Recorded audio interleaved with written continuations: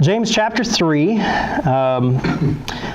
Last week we went through verse 12, but I want to touch on a little bit there towards the end of that section and then through the end of the chapter. So let's just begin in, let's just read the whole chapter again. He says, "Not many of you should become teachers, my brothers, for you know that we who teach will be judged with greater strictness, for we all stumble in many ways. And if anyone does not stumble in what he says, he is a perfect man, able also to bridle his whole body. If we put bits into the mouths of horses so that they obey us, we guide their whole bodies as well. Look at the ships also, though they are so large and are driven by strong winds and they are guided by a very small rudder wherever the will of the pilot decrees or directs. So also the tongue is a small member, yet it boasts of great things. How great a forest is set ablaze by such a small fire. And the tongue is a fire, a world of unrighteousness. The tongue is set among our members, staining the whole body, setting on fire the entire course of life, and set on fire by hell. For every kind of beast and bird, of reptile and sea creature can be tamed and has been tamed by mankind, but no human being can tame the tongue. It is a restless evil, full of deadly poison. With it we bless our Father, our Lord and Father, and with it we curse people who are made in the likeness of God. From the same mouth come blessing and cursing. My brothers, these things ought not to be so. Does a spring pour forth the same opening, both fresh and salt water? Can a fig tree, my brothers, bear olives, or a grapevine produce figs? Neither can a salt pond yield fresh water." Okay, so this discussion, not really discussion, but this section that James discusses the tongue, talks about the tongue, really describes its destructive nature and destructive potential. He wraps up with this kind of background of a Genesis 1 type imagery here. He lists these animals that are listed pretty much in the order of Genesis: beast and bird, reptile and sea creature. He talks about men who are made in the likeness of God. Okay, so this is very much a Genesis background in all of creation. What did God, his first command of God, what was the first command that God gave to man, to Adam and Eve?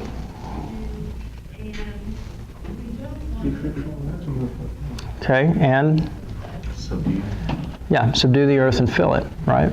So it was all of this kind of thing. So be fruitful and multiply, and so by doing so, you subdue the earth and you fill it. Okay?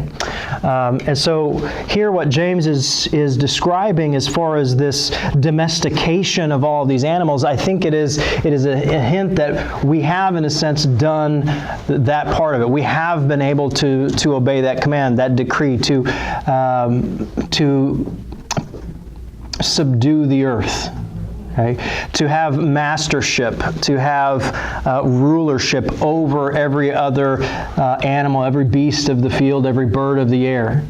Now there's a phrase in here, I mean, when he says every beast and bird and reptile, now some will say, well, not every kind of animal has been tamed. Nobody's tamed a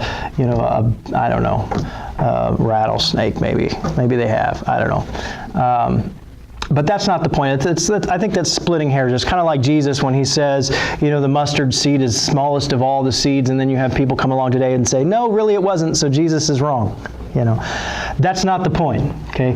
The point is every kind, you think of animals, and just this plethora of animals, innumerable amount of animals, and we have the ability generally to tame them. Even the most wild, fearsome beast. We think of horses as tame animals, right? But did they begin as tame animals? You have some horses. Have you ever had a horse that was difficult to break? No? We never broke them. No? Okay. We had somebody else do it. Yeah. But, they still have to be broken. Yeah. We think of dogs as domesticated animals, man's best friend. But did dogs begin as domesticated? No. I mean, we still have species of canine in the world that are not domesticated. Okay, and so the issue here is that, as a general rule, man has the ability to tame animals, even the most fearsome of animals. And yet, there is a thing in creation which man has utterly failed in any scenario to completely tame and to domesticate, to bring under his rulership and authority. And that thing is the tongue. And keeping on with this context of creation, he says, we look at this part of creation, and we say, we've fulfilled this, we're doing well at this, but at the same time using this other thing that we have not been able to tame, and we violate another intrinsic part of God's creation. The very first thing that God said when He begins to create the pinnacle of His creation. What does He say? Made in His image. Let us make man in our image. He says we use that tongue which we have not been able to tame, and we curse the man or men and women who have been made in the image of God. And by extension, by violating what is made in God's image, by extension we violate that which the image bearers image forth. Okay? We offend God Himself when we violate His image. Now, James is a little different here than most New Testament writers because the New Testament emphasizes, we think about the words of Jesus, and this is another point at which James and Jesus are pretty much on par, but the other New Testament writers seem to suggest that there is, because of sin, a brokenness of this image. And so man, in a sense, does not bear the image of God anymore, and that has to be restored only in Christ. Okay? And I think that there is a rightness to that. I think we can say that. But what James says here reflects what Jesus says. Remember what Jesus' response was when the people came to Him and they say, hey, we're told that we're supposed to pay taxes to Caesar. What should we do? Okay, and what does Jesus say? Well, first, what does He say? Images on it. He says, give me a coin, a drachma, or whatever, I think it's a drachma. And He says, whose image is on this? Okay. Well, Caesar's. And then what does Jesus say? Give to Caesar that which is Caesar's, and give to God that which is God's. Okay. And so what is it that you give to God? You give to Caesar this coin that bears his image. What is it that you give to God? Yourself, bears His. Obedience. And yourself, because you bear His image, right? Okay? So to God is owed obedience and, if you will, domestication, just as the animals to us.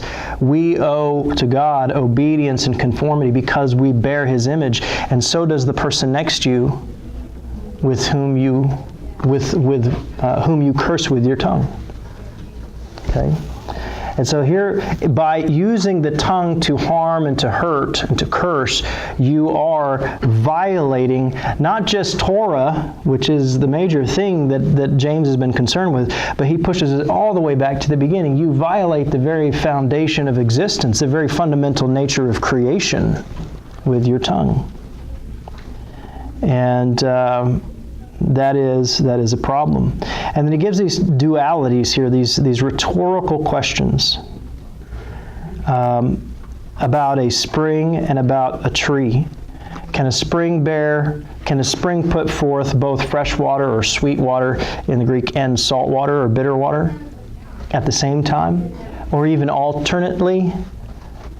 Can you turn this faucet on and then this faucet on a spring? No, you have one kind of water that comes out of a spring. In the same way, the fruit that a tree bears is consistent with the tree. I have peach trees in my backyard. I don't have to wonder what kind of fruit they will bear next year. I have to wonder whether they will bear fruit. But if they do bear fruit, it's going to be peaches. Okay? It's not going to be apples or grapes or watermelon, or I know watermelon and grapes don't grow on trees, but you get the point. The fruit is consistent with the tree.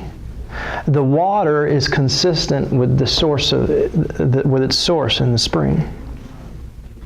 And so if you have this bitterness coming out of your mouth, then that bitterness, the cursing, it makes evident the source. And so what he says here is just like the tongue stands apart from every other part of creation in that we haven't not been able to tame it, it also stands forth from other parts of the creation in that it doesn't follow a consistent pattern of behavior, at least not among the people that James is talking about here. When God creates the trees of the field, what does he say of them? Let them bear fruit each after their kind. Okay? And here you have people who say, these double-minded people who say, we are people of the covenant. And James says, that's, you say this, but this is how people of the covenant ought to act. This is what the Torah says. This is what the law says. This is what creation says. This is how people of the covenant ought to act, and you act this way. And can the nature really be what you say it is when the evidence is something completely different? So there's a contradiction here that we really have a problem with. He says these things should not be. I mean, you do bless God, which gives the suggestion that you're operating out of this nature of covenant membership, covenant peoplehood. And yet you turn around and you curse the people who bear the image of the one who has lordship over you in that covenant. Now, what do we do about this? I mean, James has condemned, this is the strongest language that James has used thus far in the book. He's going to get a little bit stronger in the next chapter. But this is the strongest language that he's used thus far. And he's left little hope for reprieve, for correcting this malady. So what do we do with this? How do we address this issue? Does James just leave it at that this is just a situation that is just terrible and it's mournful and it shouldn't be this way, but it is what it is? And I think that this is where the next section comes in. Now, when we began James, we talked about how some people take James to be a book that is just very isolated kind of units, and they have difficulty making a string out of this, an argument that flows from one section to the next. And this is one of those places where people just kind of say, James now switches to the next topic. Okay? I don't think that's what he does here. In contrast, James, in verses 12 through 18, what he does here is he answers, although not directly, not in a direct fashion, this is how you deal with the tongue. He takes all of these strings that he has lined out in the first 3 chapters of the book and begins to thread them together in such a way that it forms a tapestry that addresses not just the tongue, but addresses also works, addresses religion, addresses, at the bottom, a way of life. See you later.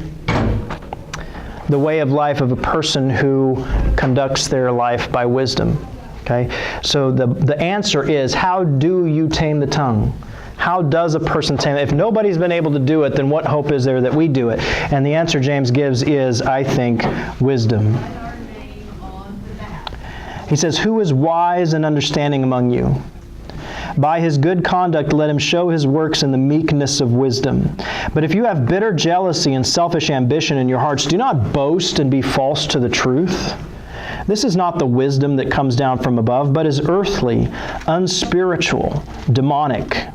For where jealousy and selfish ambition exist, there will be disorder and every vile practice. But the wisdom from above is first pure, then peaceable, gentle, open to reason, full of mercy and good fruits, impartial and sincere. and a harvest of righteousness is sown in peace by those who make peace. Now let me try to pull out some of these threads of what James has already done here, and then we'll talk about what this means. Okay.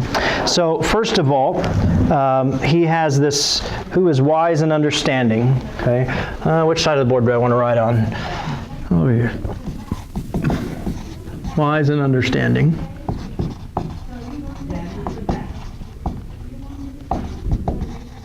Okay. Have we seen this already?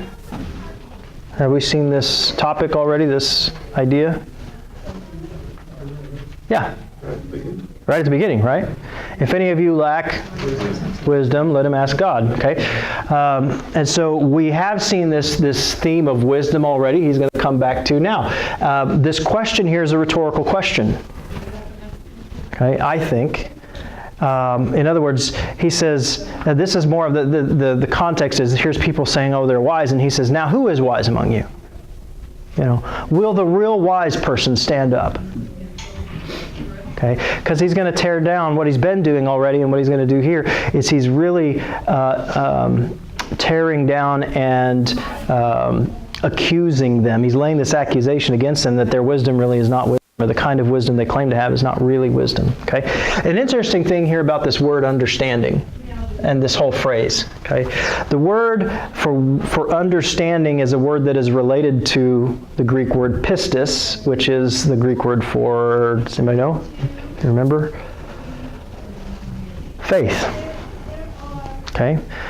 So this is pistis, and then this word is episteme, related to episteme, okay? And it's not exactly the same thing, but as I've mentioned in other passages, when you have words that occur repeatedly in different variations, I think we do need to see here, at least in the words, the resonance, that people ought to be making connections here. We've already seen this with the word for judging and doubting, the diakhronos. Okay, and we'll see that again here in just a minute.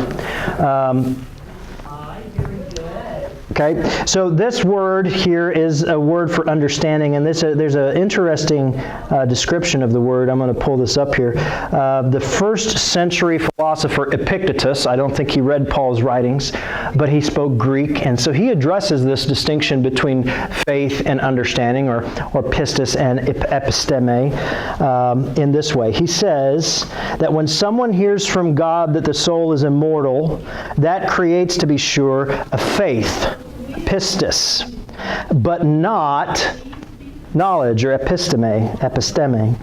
But when someone is considered worthy of God, by God, of learning the causes as well, then that is episteme. Okay, so the issue here is that at least for Epictetus, is there is faith, which is an awareness of truth or awareness of facts, and then there is episteme, this understanding of the facts and why the facts exist. Now, at the risk of pushing this too far, I think that there might be something going on in James similar.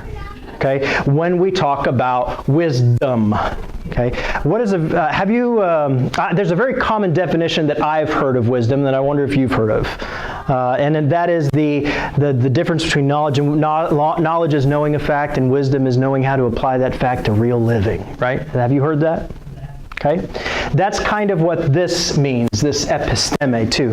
And as a matter of fact, in the Old Testament, these two words in the Septuagint, these two words are often put together in this kind of phrase, wise and understanding. And so what I think James is doing here is he's adopting a phrase from Torah that the readers would recognize, that the Old Testament speaks about the wise person in this manner, the person who conducts his life according to Torah in this way. And yet at the same time, by contrasting it with, or not contrasting, but putting it in this context that's heavy with this language of faith and works, as he's going to elaborate on works here in a bit, he is really emphasizing that what they have is not this wisdom and episteme. They have the so-called claiming of faith, claiming of knowledge. That distinction that Epictetus would have made, that I know this thing because someone told me, and I know this thing because I understand it. Okay? One of the illustrations that I used to use when I was managing was that of a watchmaker. Okay, or a person with a watch. And I'm thinking about not the digital watches and the iWatch, Apple watches, or whatever they're called, but the old analog watches with all the gears and things like that in there. Okay, I can read a watch. Okay, and many people can read a watch. Less people today than there used to be, but many people can read a watch. There are fewer people who can disassemble that watch. I can disassemble the watch because I know how to use a screwdriver and, whatever. But there are even fewer people who know how to put that watch back together. And there are even fewer people who understand why putting the watch back together in that order makes the watch work. Okay? So the distinction here that Epictetus would have made would be between the person who was told, this is a watch and this is how you read it and it works because it has gears. Great. And the watchmaker who understands why those gears make the watch work. And so I think it's not too much of a stretch to say what James is doing here is by this rhetorical question is suggesting that, okay, I'll give you this. You claim to be wise, but you're no watchmaker. You're no watchmaker. And I know that because your actions disprove it.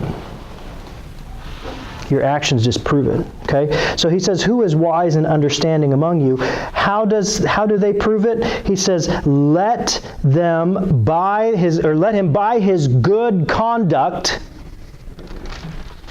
show his works in the meekness of wisdom. Here's faith is justified by works. Your claim to wisdom is justified by works.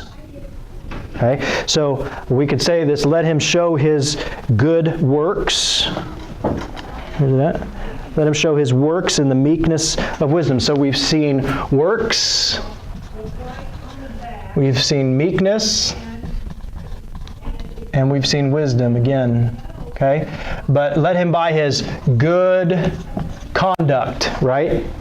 Good conduct, his good way of life. And what is this good conduct? It's works. Works done in the meekness of wisdom. That's what good conduct looks like. Good works in the meekness of wisdom. Now, we know where we've seen works. Where do we see meekness? We've already seen meekness in James, in chapter 1. Okay. When he talks first about the Word. Okay. Look at verse 18 and 19, and therefore, through 21. Okay.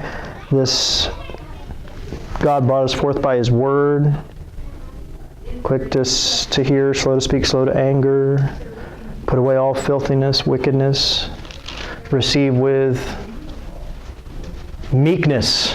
Okay? Receive with meekness the implanted word. This idea of meekness is this lowly opinion of yourself. Not that you're worthless, but that you are not in a position that you are too haughty to have someone else claim any kind of authority over you. You are willing to be subjected to the authorities. You're willing to put yourself underneath the authority of another person and to receive, as one who is needy, the benefit or the provisions of another person. Right? With meekness, receive the implanted word. Conduct your life by this word that God has given you as a rule for living. And this is what wisdom entails. With meekness, receiving the implanted word. And then living that word out in meekness, in this humility before the face of God. That's what wisdom looks like. And it's with that meek wisdom that you conduct your good works. Not that those good works earn you anything. Not that those good works puff you up. Okay? There would be a danger here, like what Jesus addresses in Matthew chapter 5, where they're doing good works to be seen by men. Okay? Okay, you've got your reward. Meekness says, no, I'm going to do my good works, not to be seen by men, but to be obedient and submissive to the one who has lordship over me, to the one who has given me the implanted word, the instructions, the manual, so to speak. Okay? He says, show your wisdom that way. Show your wisdom that way. And he says, but if you have bitter jealousy and selfish ambition in your hearts, do not boast and be false to the truth. We've seen a few of those words, and what I want to focus on here is, and I'm going to just kind of muddy this whole thing up, but this false to the truth. Okay? He says this is contrary to meek wisdom. This not having to prove yourself. Okay? This contrary to meekness is a situation where you become bitterly jealous of another person. This concept that someone else has something that you don't have and that you want. And that bitter jealousy leads to actions that are bitter towards other people, that cause harm, that cause suffering, that cause displeasure or unpleasantness, or however you want to put it. This bitter jealousy and selfish ambition. So here's two sides of this coin. Bitter jealousy is being angry or upset that another person is above you. Okay? And the other one, this selfish ambition, is this belief, this conviction that in order to be fulfilled in life, you have to put yourself above other people. Okay? And meekness says, I don't need to buy into that system where the importance of life depends on my position over another person or under another person. He's going to talk about possessions in a little bit as well. And so the meaning in life, or the importance of life, is not measured by the possessions that I have. Jesus says the same thing, doesn't he? The value of one's life is not measured in the abundance of his possessions. He says, but these are the things that are defining you. I mean, these are the things that define many Americans, right? I mean, a capitalist, consumerist society. I mean, who are the most important people or the most impressive people? They're the ones with the biggest toys and the most money, the nicest, fanciest clothes and housing and cars and things. Okay? He says, if that kind of attitude exists among you, that's not meek wisdom. It doesn't matter how good your works appear. It doesn't matter how pure your profession. If the motivations of your heart are, I cannot abide this. I cannot stand that person having a position or possessions that are better than mine, or I must prove by my position and my possessions that I'm better than that person, then you're not wise. And you don't have the right kind of faith. He says, if you have those things, don't boast and be false to the truth. This boasting and being false to the truth, I think it's this idea of bragging about the faith.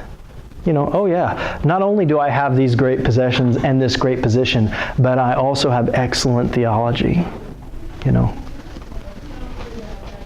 And false to the truth.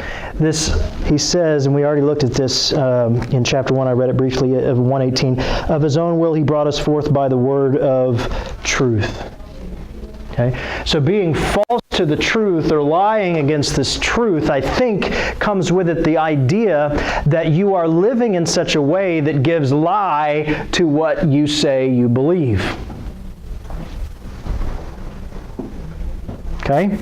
Yes, I've received the word of truth. God has given me new birth through the word of truth. I've received the word of truth. I'm living my life by the word of truth.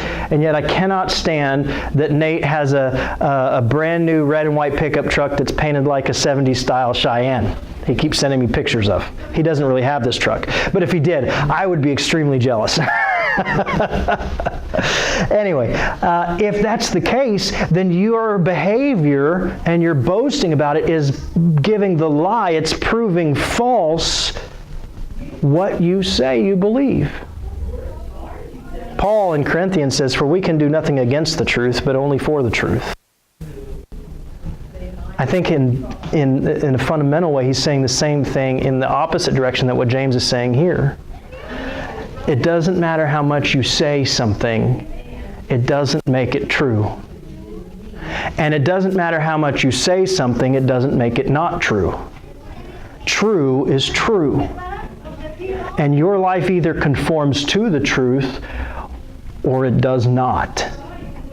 In this case, James is saying it does not, if these characterize you. He says, this is not the wisdom that comes down from above. Okay? Where have we seen that?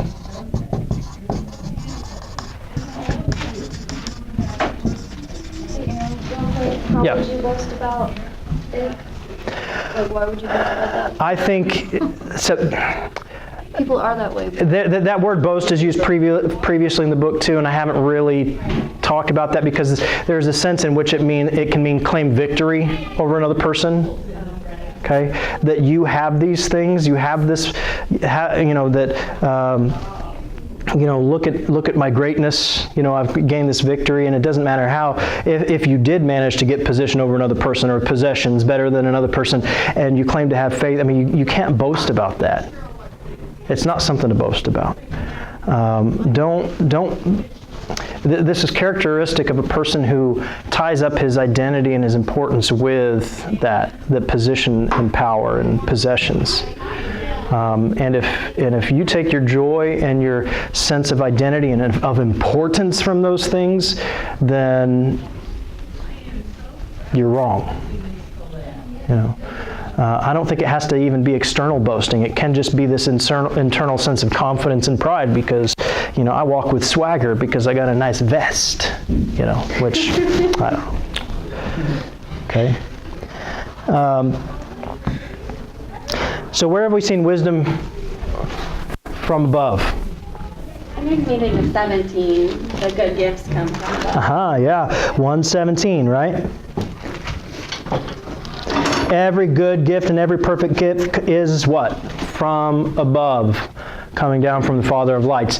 If any of you lacks wisdom, let him ask God who gives. Okay?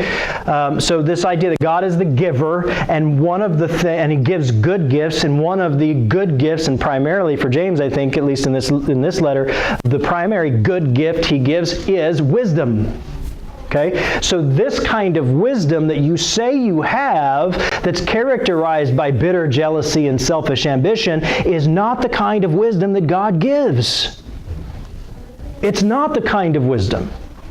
By the way, bitter jealousy, selfish ambition, one of the tools that it uses to achieve its ends is the tongue. Why do you curse other people? Because you're jealous. You're angry at their position over you. They've messed up your plans. Or because you need to put them down below your level. Even if it's not like in a job situation, maybe it's just in an ideological situation. We use that phrase all the time. You're putting that person down. Oh, he put me down. He insulted me. Okay? You have to belittle people. So we use that same kind of language here. Okay? We use the tongue to accomplish these ends. And he says that's not wisdom from above. So here's our first clue. That how do we conquer the tongue? How do we conduct our lives so that our faith is justified by our works? The answer is it has to come from wisdom. And these people would have said, yeah, that's true. He says, yeah, okay, that's fine. Wisdom, but there's two kinds of wisdom. One that comes down from above, and one that does not. And the kind that you have, it's characterized by these things. If it doesn't come down from above, where does it come from? He says that wisdom is not the wisdom that comes down from above, but is earthly. The word probably could better be translated earthbound. It comes from the earth and cannot get above the earth. unspiritual. This word is actually usually translated as soul, but in vice lists, it is often opposed to spirit. And so we might say something like it is bound only by man's logic, man's reasoning. Okay? It is completely of this world of creation. It's not divine, it's natural. Okay? It is only man's reason, and it is demonic. Now, where have we seen the idea of demonic?